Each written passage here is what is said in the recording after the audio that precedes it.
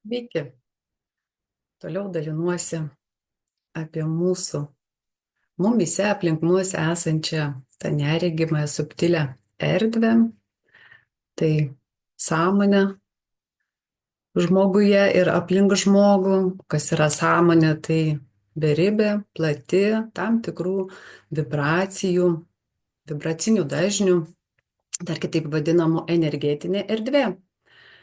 Ir čia yra mūsų taip pat visuma, kurią pažinę ne tik fizinį kūną, jo sandarą ir funkcijas, bet ir tą sąmonės struktūrą, suprasite labai lengvai, kas mumyse ir kaip vyksta. Ir šią akimirką pasidalinsiu apie labai gerai visiems žinomą čia ir dabar dėsnį.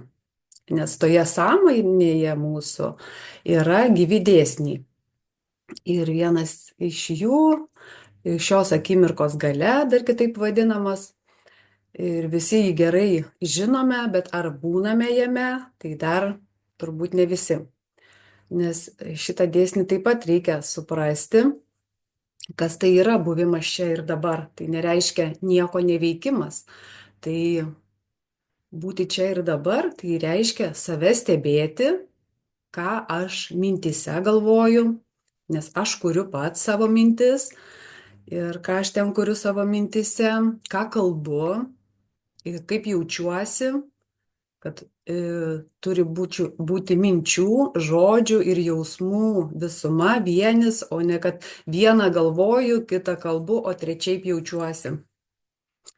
Ir būti čia ir dabar, tai reiškia pastebėti tuos įvykius, tai, kas vyksta tiek manyje, tiek išorėje aplink mane. Ir labai paprasta tada matyti ir kokias aš mintis kuriu. Ir žinau, kad mintis tai irgi taip pat yra tam tikrų dažnių vibracijos. Ir kokias aš mintis pats sukuriu, tuo vibruoju savo vidinėje ašyje. Ir dalinuosi ir išskleidžiu į išorę, į aplinką. Ir jeigu kuriu su džiaugsmo energijom, džiaugsmo vibracijom, lengvumo vibracijom, tyrumo vibracijom, pasitikėjimo, drąsos, šitokiomis energijomis savo viduje gyvenu, kuriu ir dalinuosi su žmonėmis, tai į išorę. Vidinė ramybė, tai reiškia stabilumas, reiškia, kad priimti šią akimirką viskas taip, kaip vyksta.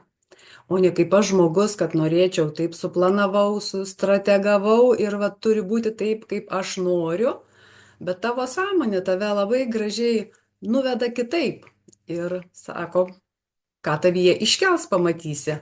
Jeigu kažkas nepavyksta, mes kaip suplanavome, iš karto susierziname, supykstame, o tai tiesiog tik tai ženklas buvo, kad gali būti visada kitaip ir kad dar nesame ir negyvename savyje priėmime.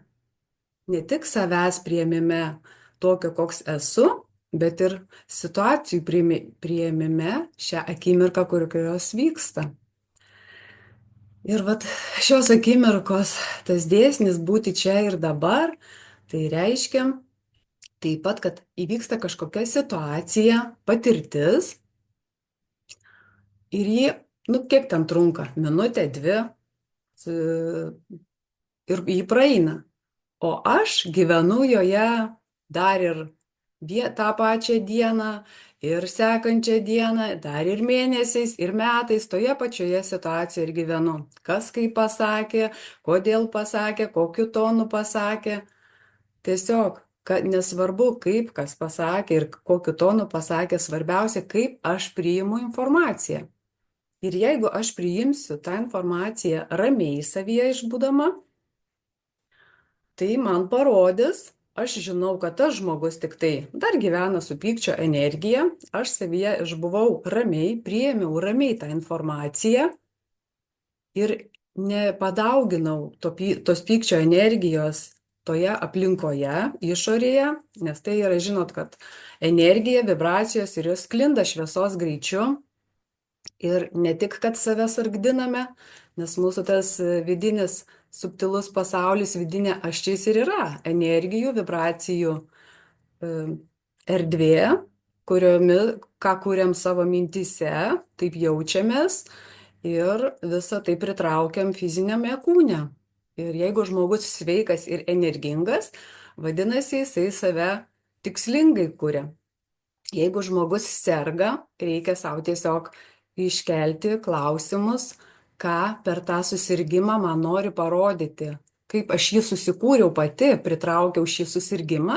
Ir jeigu žmogus ieško atsakymų ir keičiasi savo viduje ir pasveiksta nuo visų lygų. Kodėl žmogus susirgęs onkologinė liga, tas, kuris pradeda džiaugtis gyvenimu, kaip sako, viską sau leidžia, kiekvieną akimirką kažką naujo eina, patiria, išsilaisvina tiesiog save, savo vidinę ašį nuo to, ko savo neleisdavo, kaip nepriimdavo savęs, kažko tai savo gailėdavo ar įsiskaudindavo. Iš tikrųjų, onkologiniai susirgymai tai yra nuoskaudos, susikaupusios nuoskaudos, kaltės, kurioje žmogus nuolat gyvena, net leidžia, vis ten prisimena tos įvykius, kurie buvo prieš keliasdešimt metų ir graužia save, kas ten tai kaip buvo, kas kaip įvyko. Jau įvyko ir įvyko tas, kas įvyko. Aš jau nebepakeisiu, nes tai įvyko. Ir jeigu aš gyvenu čia ir dabar, suprantu, kad tai, kas įvyko, aš jau nebepakeisiu, aš tiesiog galiu save, savo viduje vėl atstatyti į tą vidinę ramybę, pamatyti, ką man jas ta situacija iškėlė, ką jinai man parodė ir toliau gyventi ir eiti ramiai savo viduje. Ir tada nepritrauksime jokių ligų.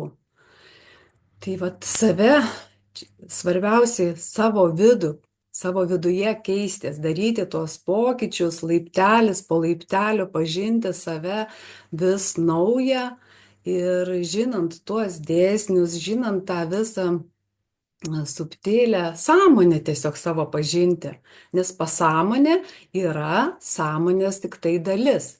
Sąmonė yra pati didžiausia mūsų erdvė, ta neregimoji.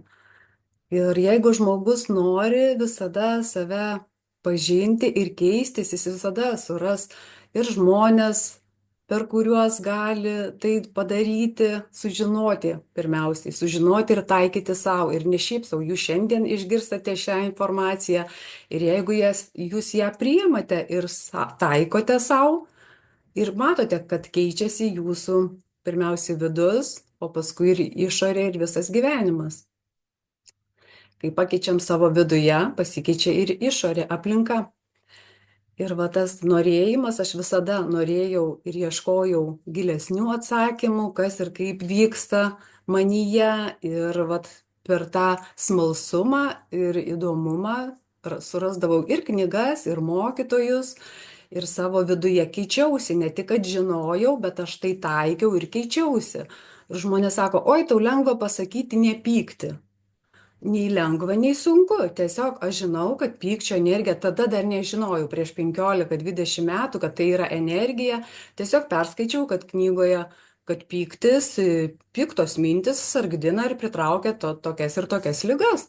Tai aš tai žinodama ir pradėjau žingsnelis po žingsnelio keisti savyje, nepykti, nes aš nebuvau labai pikta, aš tiesiog mintise supykdavau, o čia yra tas pats, kad tu ir mintise supykai, bet neišsakei to pykčio, kadangi čia yra vibracijos, energijos, jos ir pritraukia irgi iš išorės tą situaciją ir dar sargdinu save. Ir taip žingsnis po žingsnio ir išlaisvinau tą.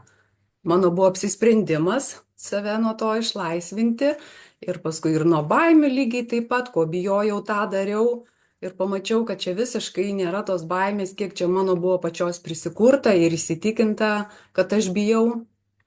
Ir pats žmogus apsisprendžia ir jeigu nori save pažinti, jis visada ateis ten, kur turi būti ir sužinos tai, ką turi sužinoti. Tai kam įdomu save pažinti, tą savo sąmonę, subtilę neregimą erdvę savyje, sužinoti tą visumą, kas kaip žmoguje vyksta. Tai kviečiu į balandžio 22 dieną projektą Visumos savyje sąmoningas pažinimas. Arba, kam įdomu, į individualią sesiją pasidalinsiu, kuo gyvenate savo viduje, padėsiu jums pamatyti iš tikrųjų. Padėsiu jums pamatyti, kuo jūs gyvenate savo viduje, kad pritraukiate ligas, arba kaip kurti, kad nepritrauktume į save ligų ir tų situacijų nemalonių, kurias patys susikuriam tiek savo viduje, tiek išorėje pritraukiame. Kurti sąmoningai. Iš tikrųjų, čia yra žinau ir kuriu ir veikiu sąmoningai. Ir tada vyksta mumise pokyčiai. Tai, kam įdomu save pažinti, kviečiu prisijungti.